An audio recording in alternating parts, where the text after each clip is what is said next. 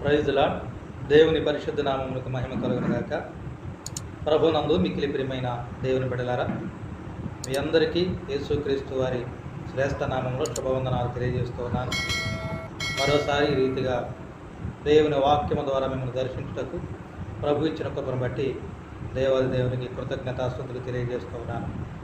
ప్రియా దేవుని బిడ్డలారా, గమనించండి, ఈ శ్రేష్టమైన సమయంలో ఈనాటి పాఠ్యాంశానికి సంబంధించిన మూల వాక్యమును చదువుకుందాం.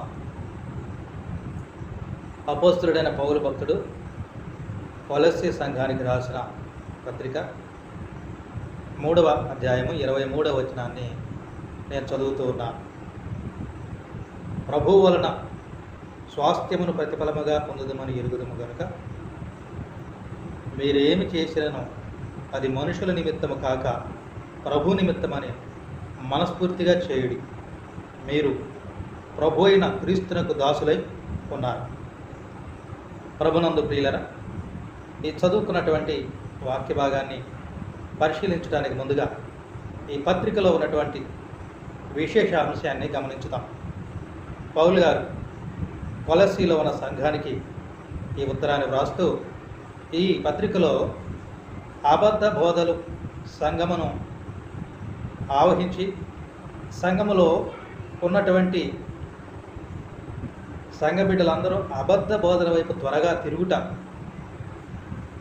అనే శోధన చేత వారు బాధింపబడుతున్నప్పుడు వారికి క్రీస్తులో ఉన్న నూతన జీవాన్ని గురించి తెలియపరచడానికి ఈ పత్రికను పౌలు గారు రాసినట్లే మనం చూస్తూ ఉన్నాం.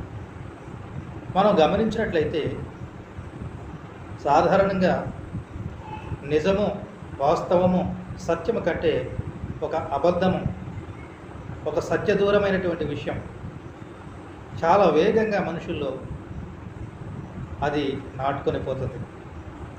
ప్రియులారు, గమనించండి, అబద్ధ బోధల వైపు సంఘం తిరగటానికి గల ముఖ్య కారణం ఏంటంటే వారు ప్రభువుని మనస్ఫూర్తిగా అంగీకరించడంలోనూ మనస్ఫూర్తిగా వారికి ఆ దేవునికి విధేయత చూపించేటువంటి ఆ యొక్క ఖండితమైనటువంటి ఖచ్చితమైనటువంటి మనస్సాక్షి వారికి లేకపోవడం, ఇవన్నీ గమనించవచ్చు.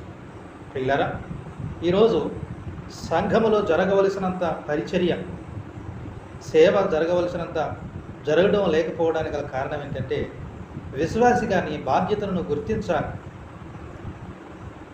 ప్రభువునందు విశ్వాసం ఉంచి రక్షణానుభవం పొంది క్రీస్తును అనుసరిస్తున్న నీవు దేవుని పట్ల జరిగించవలసిన విశ్వాస క్రియల విషయంలో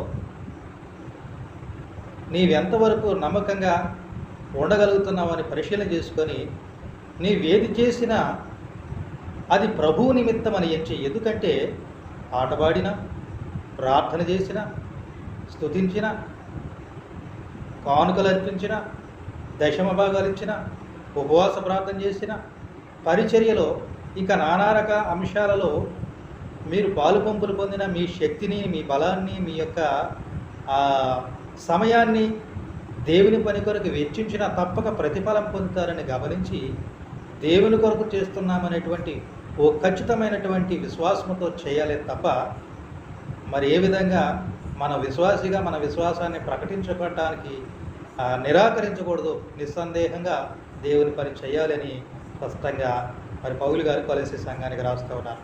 మరి ఈ వాక్యాన్ని వింటున్నటువంటి మరి నీ సంగతి ఏంటి? పరిశీలన చేస్తే మీరు ప్రభు వలన పొందారు కనుక, ప్రభు విషయంలో దాన్ని అనుభవిస్తున్నారు కనుక, అది ఉద్యోగమే కావచ్చు, వ్యాపారమే కావచ్చు, పొలమే కావచ్చు, ఏదైనా కానీ ఆరోగ్యం, ఆనందం, సంతోషం, సమాధానం, బిడ్డలు, ఇది ఏదైనప్పటికీ ప్రభువు నీకు అనుగ్రహించితేనే నువ్వు అనుభవిస్తున్నావు అనేటువంటి ఓ ఖచ్చితమైన విశ్వాస తీర్మానాన్ని కలిగి ఉండి ప్రభువు నీకు ఇచ్చిన దాన్ని నిస్సందేహంగా దేవుని కొరకు ఖర్చు పెట్టి దేవుని మహిమ కొరకు నువ్వు వాడబడినప్పుడు తిరిగి దేవుని యొద్ద నుండి తగిన ఆశీర్వాదాన్ని పొందుతావు. కనుక ఈ వాక్యాన్ని వింటున్న, వాక్యాన్ని అంగీకరించిన, వాక్యం అర్థమైన ప్రతి ఒక్కరూ మనస్ఫూర్తిగా ప్రభువు నిమిత్తం చేయడానికి నడుము కట్టాలి. ప్రియులారా, గమనించండి, దేవుడు నీకు ఇచ్చిన జ్ఞానం దేని కొరకు వాడుతున్నాం, దేవుడు నీకు ఇచ్చిన బలము, దేవుడు నీకు ఇచ్చిన శక్తి, దేవుడు నీకు ఇచ్చిన ఆర్థిక వనరులను మొట్టమొదటిగా దేవుని మహిమ కొరకు నువ్వు వ్యయపరచటంలో వెనకడుగు వేయరా. నిన్ను పరీక్షించడానికి, నిన్ను మరి దేవుని మార్గంలో పెట్టడానికి దేవుడు నీకు కొన్ని కొత్త అవకాశాలను ఇస్తాడు. అప్పుడు నీవు క్రొత్త పనిని ఎంచుకున్నప్పుడు, క్రొత్త జీతాన్ని పొందుకున్నప్పుడు, మరి క్రొత్త పనుల్లో నువ్వు పాల్గొన్నప్పుడు, ఏదైనా ఒక మేలును నువ్వు నూతనంగా చూసినప్పుడు నీ ఆలోచన ఏ విధంగా ఉంటుంది, నీ ఉద్దేశం ఏ విధంగా ఉంటుంది, నీ మనస్సాక్షి ఏమంటుంది, ప్రభు నిమిత్తమై చేయడానికి ముందుకు రాగలుగుతున్నావా? అలా ఉన్నట్లయితే నీలో సరి అయిన విశ్వాసం ఉన్నట్లు, యేసుక్రీస్తునందు జీవం కొరకు నీవు ఆశతో ఎదురు చూస్తున్నట్లు. అలా కాకుండా మరొక విధానంలో, వేరొక విధానంలో నీ మనసుకు నచ్చినట్లుగా, ప్రభు కంటే నీ మనసుకు నచ్చినట్లుగా ఆలోచించట్లోనే నువ్వు సంతోషిస్తున్నట్లయితే క్రీస్తునందు నూతన జీవానికి, క్రీస్తునందు నిత్య జీవమునకు వేరుగా ఉండిన అనుభవంలో నువ్వు నడిపించబడుతున్నావని అర్థం చేసుకోవాలి. కనుక ప్రియమైన దేవుని బిడ్డలారా, మరి ఇప్పటికైనా మీ విశ్వాసాన్ని, మీ ఆలోచన సరి చేసుకుని ప్రభు నిమిత్తమై మనస్ఫూర్తిగా నీవేది చేసిన దేవుని కొరకు చేసి దేవుని యొద్ద నుండి ప్రతిఫలం పొందటానికి, నిత్య జీవపు అనుభవంలోనికి దేవుడిని నడిపించడానికి పరిశుద్ధాత్ముడు తన కృపను మెండుగా మనకు అనుగ్రహించి బలపరిచి దీవించును గాక. ఆమేన్.